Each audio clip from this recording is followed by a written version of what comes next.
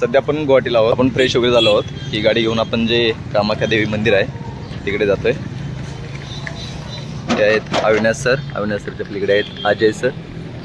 हे आहे प्रशांत आणि आहे प्रवीणी. आपण आता जे 15-16 दिवस आहेत त्यामध्ये आपण सगळेजण सोबत असणार आहेत.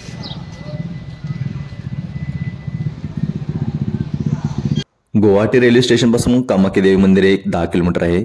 तुम्हाला गुवाहाटी रेल्वे स्टेशनहून इलेक्ट्रिक बस पण मिळतील, ज्या की 20 ते 25 रुपयामध्ये तुम्हाला मंदिरापर्यंत सोडतील. आणि जर तुम्हाला रिझर्व ऑटो करायचं असेल तर त्यासाठी तुम्हाला 250 ते 300 रुपये द्यावे लागतील.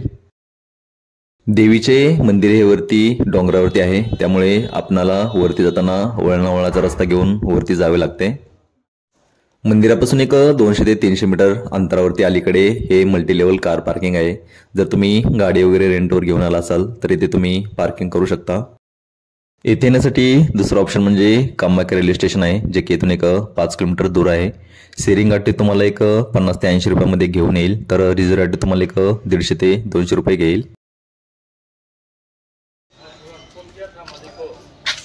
इकडे मंदिरासाठी रस्ता आहे.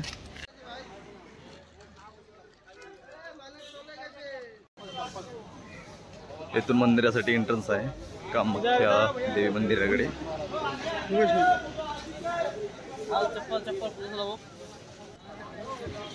जे चप्पल स्टँड असतात त्या साईडला हे फ्री व्हीलचेअर, म्हणजे जे सिनियर सिटीजन वगैरे असतील, हँडिकॅप वगैरे, त्यांच्यासाठी येथे व्हीलचेअरची सुविधा उपलब्ध आहे. मंदिराकडे जाताना दोन्ही साईडला तुम्हाला पूजा साहित्याची दुकाने मिळतील. त्यामध्ये तुम्ही हार, साडी वगैरे घेऊ शकता, तसेच प्रसाद वगैरे घेऊ शकता.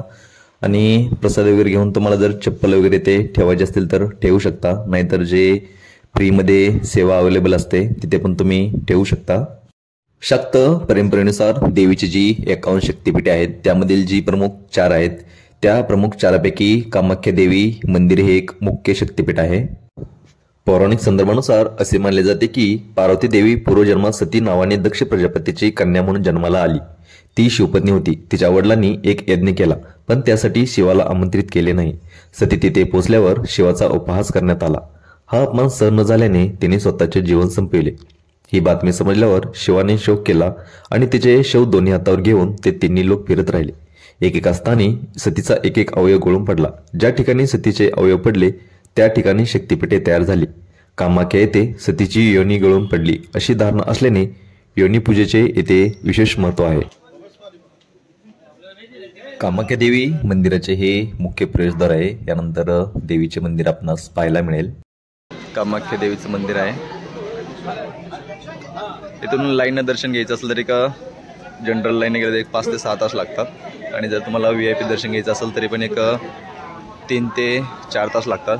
VIP दर्शन आणि जनरल दर्शन या दोन्हीसाठी तुम्हाला इथे टोकन दिले जातात.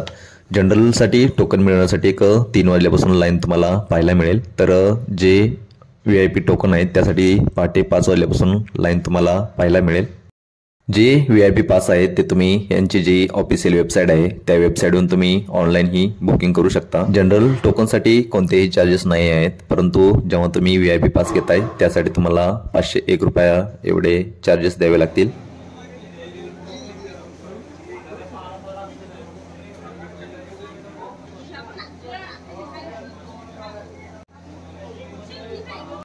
सध्याचे जे 3 कक्षीय मंदिर आहे ते 1565 मध्ये कोच वंशाचा राजा चिल्लारा यांनी पुनर्बांधणी केली आहे.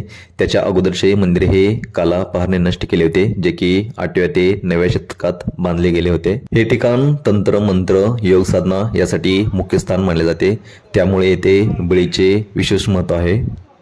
दरवर्षी आषाढ महिन्याच्या 7व्या ते 10व्या दिवशी येथे अंबुबाची मेळा उत्सव आयोजित केला जातो. हा उत्सव देवीच्या वार्षिक मासिक पाळीच्या स्मरणार्थ दरवर्षी येथे आयोजित केला जातो. या 3 दिवसाच्या उत्सव कालामध्ये मंदिर हे दर्शनासाठी बंद असते.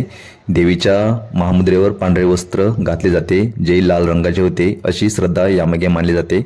मंदिरातील पुरोहित वर्ग या वस्त्राचे तुकडे भाविकांना प्रसाद म्हणून देतात. वाममार्ग साधनेचे हे महत्त्वाचे ठिकाण असल्यामुळे येथे बांगलादेश, तिबेट आणि आफ्रिकेतील तंत्र उपासक येऊन या काळामध्ये येथे साधना करतात. देवीला प्रजनन क्षमतेची देवता मानत असल्यामुळे येथे मोठ्या प्रमाणावर संतान प्राप्तीसाठी ही लोक येथे दर्शनासाठी येतात. येथे आलेल्या भाविकांची अशी ही श्रद्धा आहे की येथे मनोकामने पूजा केली, अर्चना केली तर कोणीही रिकाम्या हाताने वापस नाही जात. तसेच आपण आपल्या जीवन काळामध्ये जर 3 वेळा कामाख्या देवीचे दर्शन घेतले तर जे जीवन मरणाचे बंधन आहे त्यातून आपली मुक्तता होते. मंदिर परिसरामध्ये आपल्याला इतर मंदिरेही पाहायला मिळतात, ज्यामध्ये विष्णूची 3 मंदिरे येथे असले आपल्याला पाहायला मिळतात. त्याचे आपण दर्शन घेऊ शकतो. उत्सव काळामध्ये येथे दर्शनासाठी जास्तीचा वेळ पण लागू शकतो. तसेच इथे अन्न सेवा केंद्र पण आहे, जे की 12 ते 3:30 पर्यंत चालू असते. मंदिर परिसरामध्ये तुम्हाला ATM, हॉटेल तसेच वॉशरूम पण येथे अवेलेबल आहेत. तसेच येथे येऊन तुम्हाला राहायचं असेल तर तुम्हाला इथे धर्मशाळा आणि हॉटेल पण अवेलेबल आहेत. धर्मशाळा एक 500 रुपयापासून तर हॉटेल एक 800 रुपयापासून अवेलेबल आहेत.